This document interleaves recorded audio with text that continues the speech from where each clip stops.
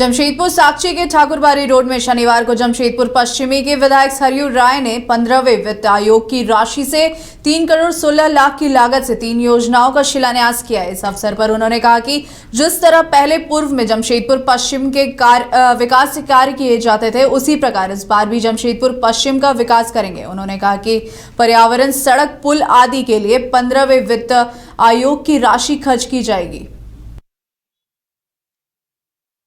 योजनाएं हैं, मुख्य रूप से 15वें नीति आयोग की योजनाएं हैं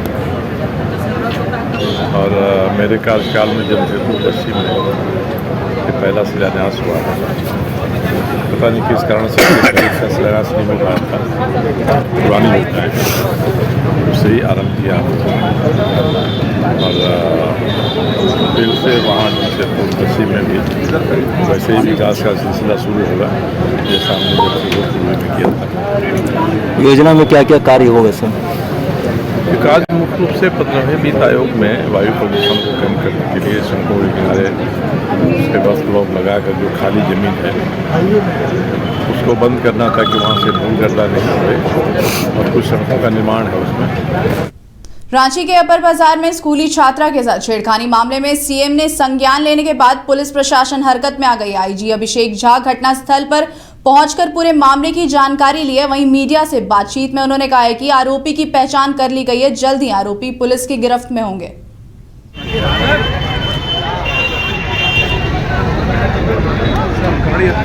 इसमें हम लोगों ने हमने और डीआई साहब दोनों मिलकर के इसमें रिव्यू किया और इसीलिए यहाँ जगह पे भ्रमण भी किया।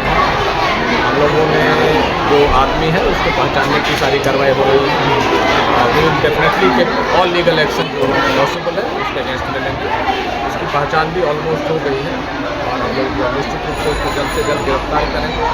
इसके अतिरिक्त भी हम लोग महिला थाना प्रभारी हमारे जो शक्ति मोबाइल है उनको विशेष रूप से हम लोगों ने हिदायत दिया है कि इस तरह की घटना की पुनरावृत्ति कहीं और ना हो, इसके लिए भी विशेष प्रयास किया। और बाकी जगहों पर भी स्पेशल टास्क इसको लेकर दिया जाएगा। हमारे पास शक्ति मोबाइल है जिनकी पूर्ण जिम्मेवारी यही है, उनको ही यही दायित्व हम लोग दे रहे हैं।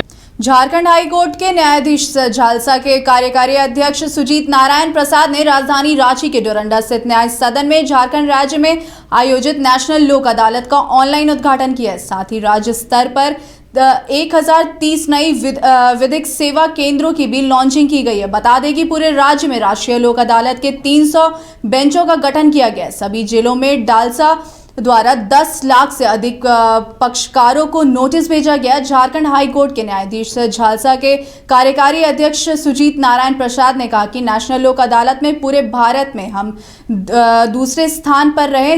LADCS में पहला स्थान हासिल किया, लीगल इम्प्रूवमेंट कैंप में पहला स्थान और लीगल एंड बेनिफिशरीज में पूरे देश में पहला स्थान हासिल किया। ये दर्शाता है कि झालसा का जो भी मिशन है उसे पाने के लिए हम बहुत अधिकतर तत्पर हैं। उन्होंने कहा कि झालसा का जो भी थीम है, न्याय आपके द्वार, हमें उस पर पहुंचना है।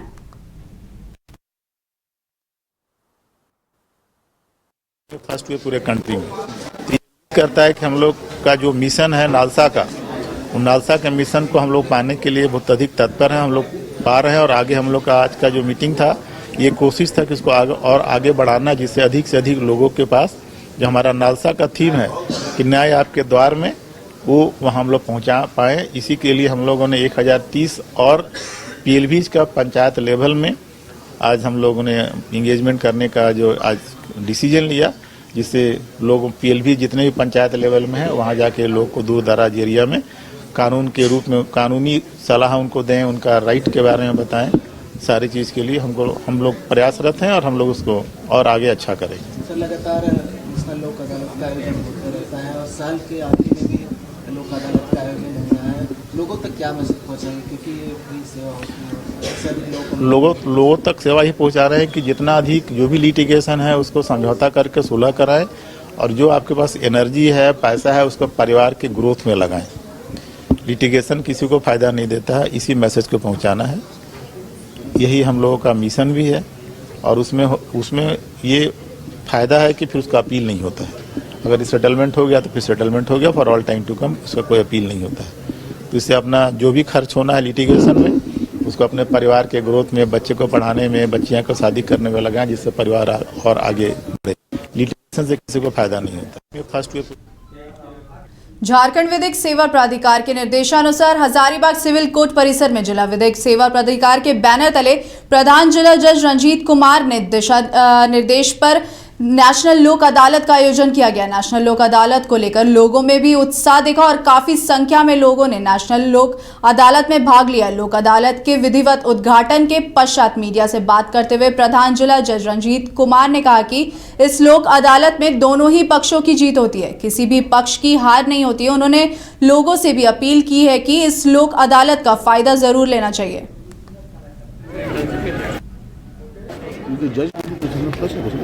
लोगों को क्या अपील करेंगे? देखिए, इस नेशनल लोक अदालत जो है ये नालसा नई दिल्ली के निर्देशानुसार झालसा के तत्वाधान में राज्य के जिला विधिक सेवा प्राधिकार के द्वारा नेशनल लोक अदालत का हर 2 माह पर 3 माह पर आयोजन किया जाता है। ये लोक अदालत अल्टरनेटिव डिस्प्यूट रिजोल्यूशन का एक ऐसा माध्यम है जो कम समय में वादों का निपटारा आपसी समझौते के माध्यम से किया जाता है। कोर्ट में लंबित मामले जो बरसों बरस तक पेंडिंग रहते हैं, तो उसमें हमारे जो जजेस हैं वो इंटरवीन करके समझौता कराने की कोशिश करते हैं, मध्यस्थ कराने की कोशिश करते हैं और उनको समझौते के आधार पर वादों का निपटारा करते हैं। क्रिमिनल में सभी कंपाउंडेबल केसेस और सिविल में जैसे motor accident claim, matrimonial dispute जो भरण पोषण के मामले या अन्य भी वो सिविल के मामले हैं, लेबर कोर्ट से संबंधित मामले, इलेक्ट्रिसिटी के मामले, सभी तरह के मामलों का निष्पादन शीघ्र किया जाता है। इसमें त्वरित न्याय की अपेक्षा की जाती है और दोनों पक्षकारों की इसमें जीत होती है। लोगों को क्या पाकुड़ प्रशासन और जिला टास्क फोर्स की टीम ने बड़ी कार्रवाई की है, जहां उन्होंने आमड़ापाड़ा में अवैध रूप से बालू लदे 7 ट्रकों को जब्त कर लिया है। बालू लदे सभी ट्रक पश्चिम बंगाल के बताए जा रहे हैं।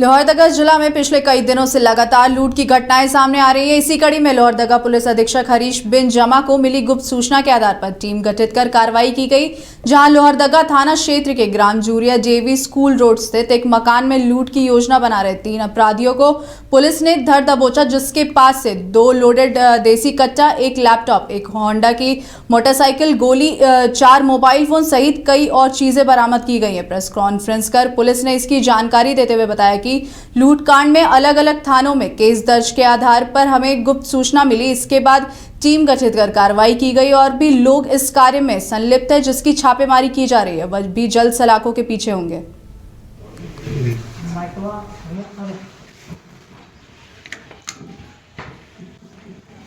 गुप्त सूचना के आधार पर कल रात लोहरदगा जिले के अलग अलग थाना क्षेत्रों में छापेमारी की गई है, जिसमें कुल 3 अभियुक्तों को पकड़ा गया है, जो कि 2 अपराधों में वांछित थे। एक केस लोहरदगा थाने का था, एक केस सेना थाने का था। दोनों ही केसेस में कुछ चीज़ों को लूटा गया था, जिसमें एक सरकारी कर्मचारी का लैपटॉप है, बाइक है, कुछ लोगों का मोबाइल फ़ोन लूटा गया था। तो इसमें 3 व्यक्तियों जिनकी अरेस्टिंग की गई है, तीनों लोहरदगा ज़िले के ही रहने वाले हैं। इनके पास से वो सारी सामग्रियों को बरामद किया गया है और इनके पास से 2 हथियार मिला है। दोनों जो है वो देसी कट्टा है, उसके साथ गोलियां भी बरामद की गई हैं। इनके साथ और कुछ इनके सहयोगी भी हैं, जिनकी गिरफ्तारी के लिए हम लोग लगातार छापेमारी कर रहे हैं। अभी इन तीनों व्यक्तियों को, जिनका पुराना आपराधिक इतिहास रहा है, आज पकड़कर इनको जेल भेजा जा रहा है। गुप्त सूचना के आधार पर कल रात लोहरदगा जिले के अलग अलग थाना क्षेत्रों में छापेमारी की गई है, जिसमें कुल 3 अभियुक्तों को पकड़ा गया है, जो कि 2 अपराधों में वांछित थे। एक केस लोहरदगा थाने का था, एक केस सेना थाने का था। दोनों ही केसेस में कुछ चीज़ों को लूटा गया था, जिसमें एक सरकारी कर्मचारी का लैपटॉप है, बाइक है, कुछ लोगों का मोबाइल फ़ोन लूटा गया था। तो तो इसमें 3 व्यक्तियों जिनकी अरेस्टिंग की गई है, तीनों लोहरदगा ज़िले के ही रहने वाले हैं। इनके पास से वो सारी सामग्रियों को बरामद किया गया है और इनके पास से 2 हथियार मिला है। दोनों जो है वो देसी कट्टा है, उसके साथ गोलियां भी बरामद की गई हैं। इनके और जो दलाल बिचौलिया जो हमारे भाई को ले जाते हैं, दूसरे राज्य विदेश तक भी ले जाते हैं गुमराह करके, और वहाँ बंधक बनाते हैं, पैसा नहीं दिया जाता है, वैसे चीज़ों पे भी कड़ाई से हम लोग निष्पादन। बोकारो सदर अस्पताल में विधायक श्वेता सिंह ने औचक निरीक्षण किया, जिसमें उन्होंने पाया कि अस्पताल की स्थिति ठीक नहीं है। बेड पर न तो चादर है और न ही मरीजों को इस ठिठुरती ठंड में कंबल दिया गया है। इस कुव्यवस्था को देख विधायक सिविल सर्जन पर भड़क गई और नसीहत देते हुए कहा कि जल्द से जल्द इस तरह की कुव्यवस्था को खत्म कर व्यवस्थित किया जाए। आपको बताते चले कि विधायक को सूचना मिली थी कि भर्रा बस्ती के गरीब परिवार के बच्चे की मृत्यु डॉक्टर की लापरवाही से हुई है। इसी मामले को लेकर वह सदर अस्पताल पहुंची थी और निरीक्षण करने लगी। वहीं मृत नवजात के पिता को मुआवजा भुगतान करने का आदेश दे लापरवाही डॉक्टर रेखा को त्वरित कार्रवाई करते हुए बर्खास्त करने की बात सिविल सर्जन से कही है।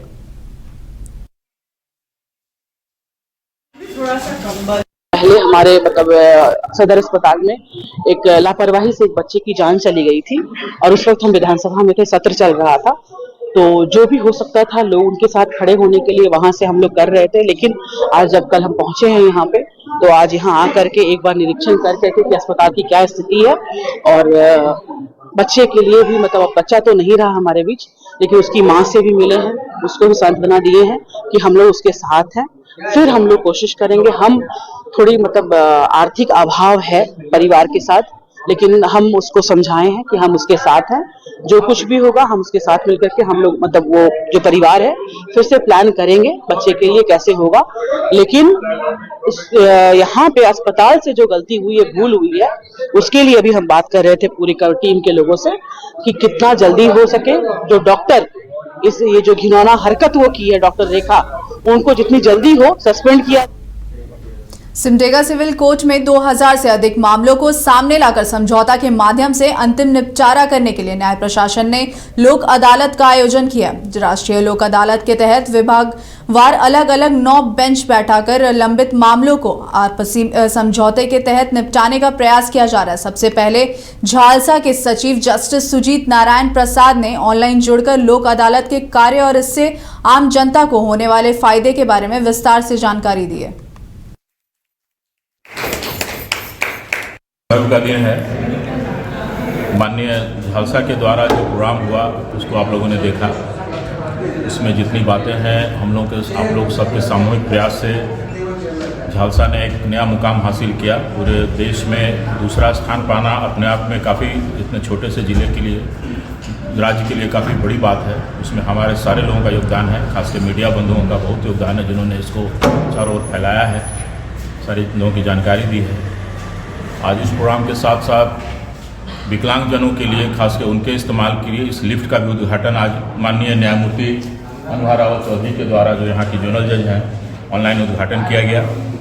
इसका मुख्य उद्देश्य है कि जो भी विकलांग जिनको ऊपर अगर कोर्ट में जाना हो उनके लिए इसकी सुविधा हुई। साथ में रैम्प भी चारों तरफ बन रहा है, उस पर भी आप लोग देखें, ई सेवा केंद्र के पास एक रैम्प बन रहा है और न्यायालय कक्ष के सीढ़ी पर भी आने के लिए उस रैम्प का उद्घाटन हो रहा है। और यहाँ पर आज हमको लगता है कि करीब 20,000 से ऊपर मुकदमों का जो प्री लिटिगेशन केसेस और कोर्ट के केसेस का फैसला होगा, जो पिछली बार के हिसाब से हम लोग उम्मीद करते हैं कि उससे ज़्यादा हो। इसमें मीडिया लोग के बंधुओं की सबसे बड़ी, उनके कारण ही ये संभव हो पा रहा है कि वो गांव-गांव तक इस बात को फैला रहे हैं। गर्व का दिन है।